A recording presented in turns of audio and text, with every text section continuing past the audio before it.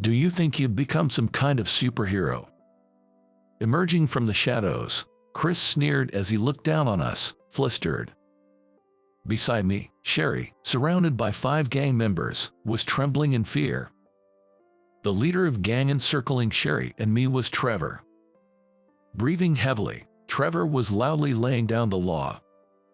However, the moment he heard my name, Trevor suddenly changed his demeanor. Confused by Trevor's unexpected reaction, Chris raised his voice, attempting to incite an attack on us. But irritated by Chris, Trevor turned his back on us and glared at Chris, who was arrogantly standing behind. Unaware of my relationship with Trevor, Chris must have thought he could use the gang to harass me. And because of this, Chris, who had overstepped his bounds, ended up cornering himself into a dire situation. My name is David. This year, at 36, I have a somewhat unusual background. During my student years, convinced I had no allies, I clashed with others daily. Though sometimes mocked for my height, no one could match up to me, the strongest. Of course, I've had some trouble with the law. Only the police officer, Kevin, genuinely worried about me. You need to be kinder to people now that you're an adult. Kevin always looked out for me, calming me down whenever I caused trouble. It was Kevin who introduced me to the military, a path I had never considered during my uncertain future. After enlisting, confident in my physical abilities, I was recognized by my superiors and underwent special training and various experiences. Reevaluating my life, I worked hard to study, something I had never done before, hoping to be of some use to others. Years later, having risen to a position where I was in charge of a unit, I was assigned to a Special Forces team. Longing for a normal life after completing numerous missions, I retired from the Special Forces and took a job at a regular company. The company I joined was a small foreign trade firm, dealing directly with international transactions and mainly mediating between companies. Occasionally, I have to deal with individuals who can show their faces in broad daylight, which is why Mr. Thompson, president of my company, knowing my background, hired me also as a bodyguard. Never a fan of formalities, I found the daily routine of wearing a suit and working on a computer ill-suited to me. Yet, this mundane daily life felt fulfilling in its own way. I had no complaints about my job, except for one unbearable aspect. It was Chris, my younger, taller boss. Boasting about his prestigious university degree, he looked down on me as a high school graduate from the lower ranks. Chris's attitude was infuriating. Hey, you're a high school grad, right? It's amazing you got into this company, and at your age, it must have been your first job, huh? Must have been living a worthless life until now, right? Indeed, I am a high school graduate. But having served in the military and special forces, I pride myself on a rich life experience that is unmatched. Enduring Chris's endless and impressive college tales is an unbearable torment. Not going to college definitely means you've missed out on life, but I guess someone who's only experienced the bottom of the barrel like you can't even imagine that. I couldn't accept that such a worthless man was managing a team as a boss. Sherry, my direct supervisor and the senior manager, always laughed off Chris's pompous behavior and irritation towards me. Don't worry about it. We just need to do our job. Feeling a familiar kindness in Sherry, I was surprised to find she was the daughter of my mentor, Kevin. While talking about Kevin, Chris, looking displeased, slammed my desk hard. Having fun with my Sherry, even though you're just a high school grad, you are 10 years too early for that. An irritated Chris dumped a mountain of work on me and left. Then, Sherry looked at me worriedly. Is this okay? It's a lot, but compared to the operations in the Special Forces, this is nothing.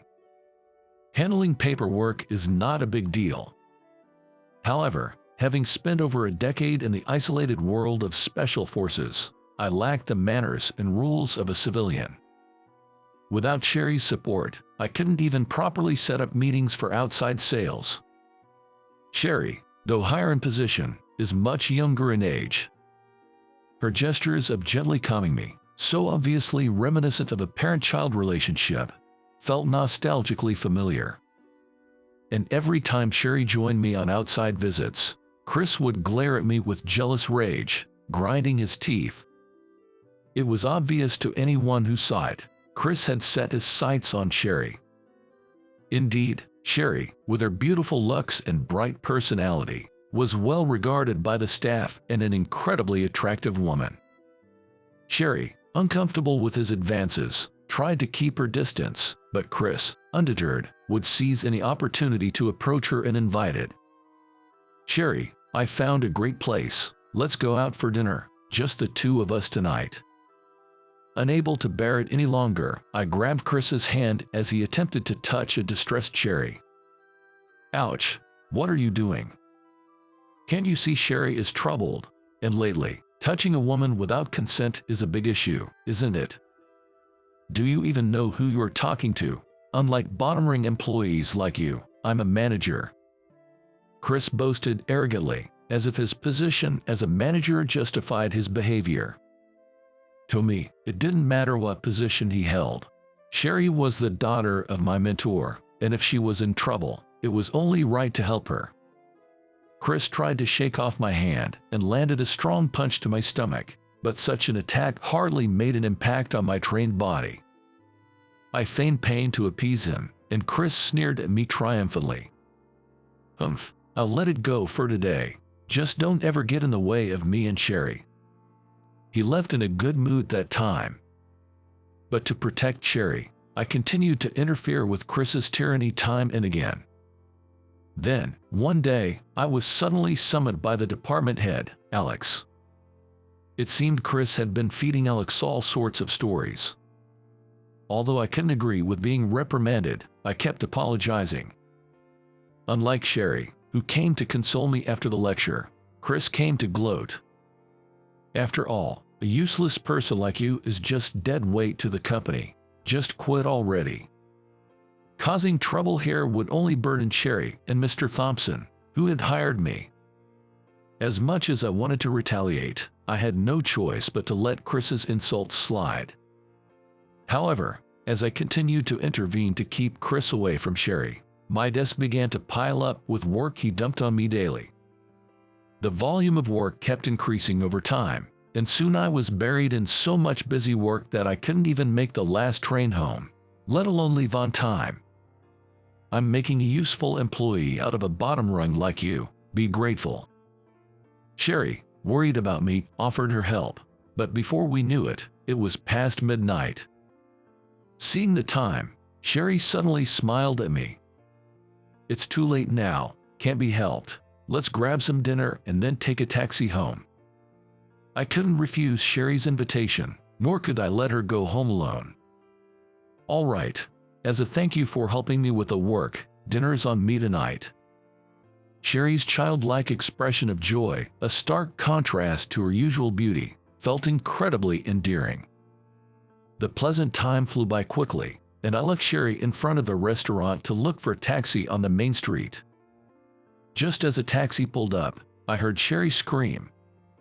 Rushing back, I found Sherry surrounded by 5 large men. "What are you guys doing?"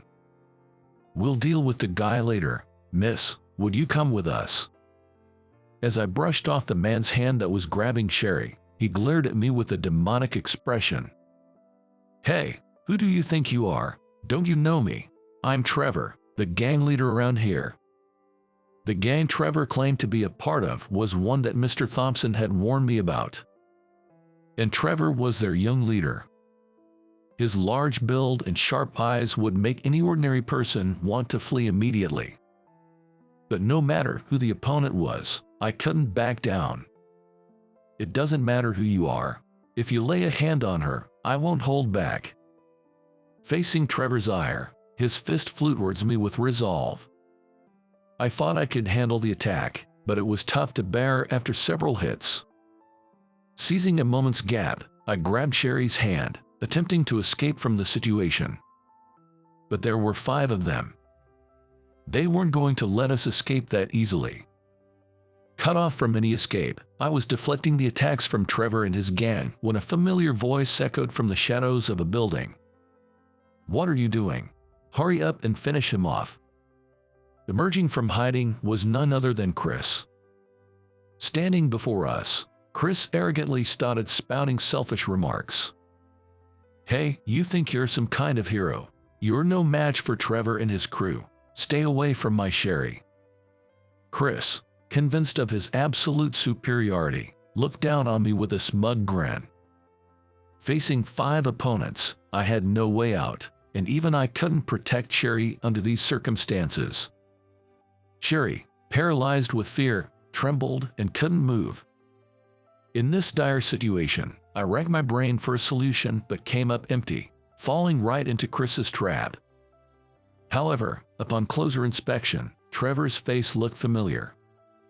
Wondering if it could be him, I introduced myself. "Could you be Trevor?" "I am Trevor. What do you mean by could you be? Do you think you'll be allowed to act like that?" Irritated by my words, Trevor frowned and glared at me condescendingly. "Do you recognize me? I'm David." Right after I introduced myself, Trevor's eyes widened and his face turned pale. Then, in a panic, Trevor started apologizing profusely, despite being in the middle of the road. "Wait, you're David. I'm terribly sorry for my ignorance and disrespect. Hey, you all apologize too, now." Shaken by Trevor's sudden erratic behavior, the rest of the group hastily apologized to me. Sherry, stunned by Trevor's bizarre actions, managed to stop trembling from the shock. And above Chris's astonished face floated numerous question marks. "David, what on earth are you?" Dumbfounded by Trevor's repeated apologies, Sherry looked back and forth between me and Trevor. Losing patience with Trevor and his crew's inexplicable fear, Chris started yelling and berating them. "Trevor, what are you doing? Hurry up and teach this guy a lesson." "Shut up. Do you even know who this man is? David here used to lead the gang that ran this area, and I owe him a lot. Someone like you has no right to speak lightly of him." Before meeting Kevin, I used to vent my frustrations and cause trouble, and that's when I met Trevor. Trevor suddenly came to me, who was undefeated at the time, wanting to be my disciple. Initially reluctant, I eventually started taking care of Trevor, who would always follow me around. This odd relationship with Trevor somewhat changed something in me. I never expected to reunite in such a manner. Trevor kept apologizing to me. Confused by Trevor's turnabout, Chris still ordered them to attack me and Sherry. "Who cares about the past? You said you'd listen to me, so do it now." Despite Chris's harsh words, Trevor defiantly glared back at him. Unable to comprehend Trevor's actions, Chris looked flustered, absent-mindedly scratching his head. Suddenly stopping, he pulled something from his jacket's inner pocket. Holding something shiny and sharp, Chris screamed and lunged at me. Easily dodging Chris's attack, I grabbed his hand and knocked the dangerous object to the ground. "What are you even doing? Stay away from my Sherry. Trevor, you're useless to me." Enraged and turning red, Chris hurled insults at Trevor and his crew. But Trevor and his crew remained unfazed by Chris's words. Letting go of his arm, Chris stumbled and fell to the ground. Getting up while grimacing, Chris glared at me fiercely. "Remember this, you'll pay for defying me, the manager." Looking around in panic, Chris continued to loudly insult me and Trevor's crew. Then, holding his arm in pain, he fled the scene. Sherry, having witnessed everything, looked at me with a face that couldn't hide her astonishment. I didn't want Sherry to know, but in this situation, I had no choice but to explain. Taking a deep breath, I slowly shared my past with Sherry. Truth be told, I didn't always live a life I could be proud of in the past. It was during such times that I met your father. As I shared the story of how I met Kevin, Sherry's face lit up with understanding and relief. Confused by her unexpected reaction, Sherry began to speak with a joyful smile. "So it was you. I heard stories from my father, and I'm glad to see you're just as kind and straightforward as I imagined." It seems Sherry had heard about me directly from Kevin himself. Despite the trouble I had caused, learning that Kevin had spoken fondly of me made me feel somewhat bashful. As Sherry and I shared this indescribable moment, Trevor approached apologetically. "David, I truly apologize for today. You've become a fine adult, different from before. I'm impressed all over again." Trevor's subordinates, confused by his reaction, kept their distance, watching the situation unfold. They must be wary of me, now a mysterious figure to whom Trevor has apologized. "David, let me make it up to you by driving you home, and please, miss, join us as well." Gratefully accepting Trevor's offer, I got into the car he guided us to. As I relaxed, thinking this was a moment to catch my breath, Sherry looked at me with sparkling eyes. "David, I don't know the details, but you were in some incredible places, weren't you? Do you have amazing muscles or something?" Even after retiring, I haven't skipped my daily training routines. With a body fat percentage of 5%, my physique, maintained through consistent training and exercise, even after my special forces days, is indeed extraordinary. Sherry's fascination with muscles seemed to erase any fear she had from being attacked earlier. Though the conversation took an unexpected turn, I was relieved to see Sherry's spirits lifted. After ensuring Sherry's safe return home, Trevor also drove me to my place. As we were about to part ways, Trevor stepped out of the car to speak to me. "David, if there's anything I can do for you, just let me know. And about that Chris, it seems he holds quite a grudge against you." The information Trevor shared about Chris was astonishing. But now, I had proof that Chris couldn't boast about being a manager anymore. The next day, I was greeted by a visibly irate Chris as I arrived at work. Immediately upon seeing me, he grabbed my suit and looked down at me with a glare. Chris began to boast about his past, as if trying to intimidate me. "Yesterday was just a mistake, right? I mean, I was part of a bad gang back in high school. There's no way I'd be scared of someone like you." It seems Chris met Trevor through a senior's introduction during their college years, but from the way Chris refers to him, they don't seem to be on equal footing. More likely, Chris was somewhat of an underling to Trevor. Despite this, Chris boasts about having Trevor as his protector, looking down on me with a complacent smile. Fed up with Chris's attitude, I shrugged off his grip and made a call, leaving my phone on speaker. "Trevor, are you available right now?" "Yes, always happy to hear from you, David." Chris, taken aback by Trevor's unusual tone, froze with wide eyes. He hadn't expected me to call Trevor. Ignoring the stunned Chris, I continued the conversation. "About what happened yesterday, that was all true, right?" "Yes, Chris was the one who paid us to attack you and your friends. His reckless behavior, pretending to be a gang leader, has been quite a nuisance." Chris, panicked by Trevor's statement, tried to end the call immediately, but several employees had already arrived at the office. He found himself under the cold, disdainful gazes of those around him. "This is a lie. I don't know anything about this. David must be forcing him to say these things." As Trevor continued to expose Chris's actions, Chris turned pale, covered his ears, and collapsed to his knees. Trevor was furious at being called a liar, and he berated Chris over the phone. Upon hearing the commotion, Mr. Thompson appeared.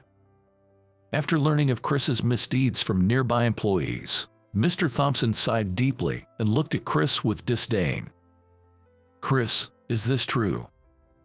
"Well, this is, As Chris tried to mumble an excuse, Mr. Thompson pressed him for an answer. Resigned, Chris, his face gone from pale to white, apologized to Mr. Thompson. Mr. Thompson, looking wary, addressed Chris, who was barely able to voice his apology. "You're apologizing to the wrong person, aren't you?" I understand. David, I'm sorry." Chris, seemingly still not fully convinced he should apologize to me, swallowed his pride and offered an apology. Not only did Chris's scheme fall through, but he was also stripped of his managerial position on the spot by Mr. Thompson. Moreover, surprisingly, Chris was demoted all the way down to a regular employee, possibly due to Mr. Thompson's decisive action. Days after the apology incident, Chris, having finally realized his unwarranted behavior, completely stopped his unreasonable demands and arrogant attitude towards his juniors. However, for some reason, whenever Chris caught my eye, he would stop, back away, and flee. It was rare for Chris to initiate a conversation, but that day, he approached me with a nervous yet somehow smug expression, reminiscent of the old times. "David, you're a high school graduate, right? Can you speak French?"